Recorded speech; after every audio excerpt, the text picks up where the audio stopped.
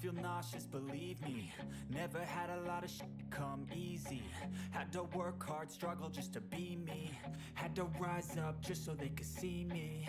Did what I had to do just to feed me. And what was left over I put towards my dreaming. But the only thing in life that has meaning are the things you got. Hello guys, magandang umaga. Dito po kami sa aming bahay.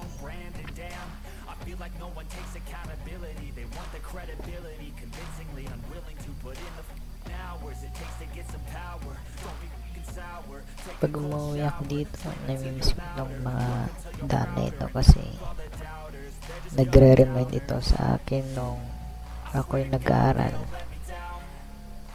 Dito hindi pa sementado nun. Bale, ito yung mga dinadaanan namin papunta sa eskwelahan. Bale, mula sa aming bahay hanggang school ay 30 minutes namin nilalakad ito.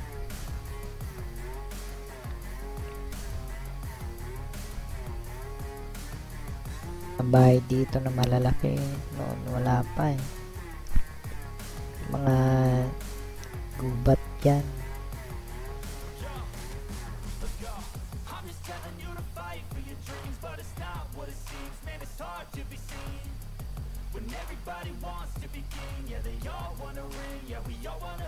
So dito sa papasok sa aming bahay ay rough road pa rin.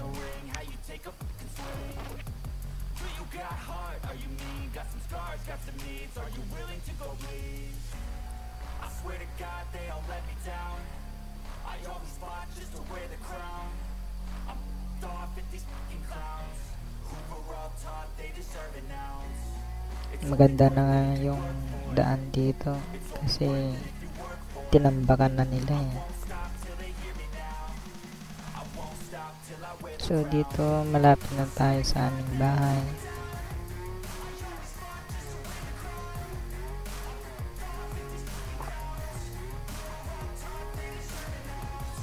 Ito nga palang aming mga aso. Napakarami ng lalaki pa.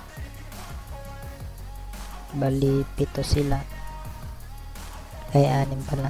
So dito na po ang aming bahay. Thanks for watching.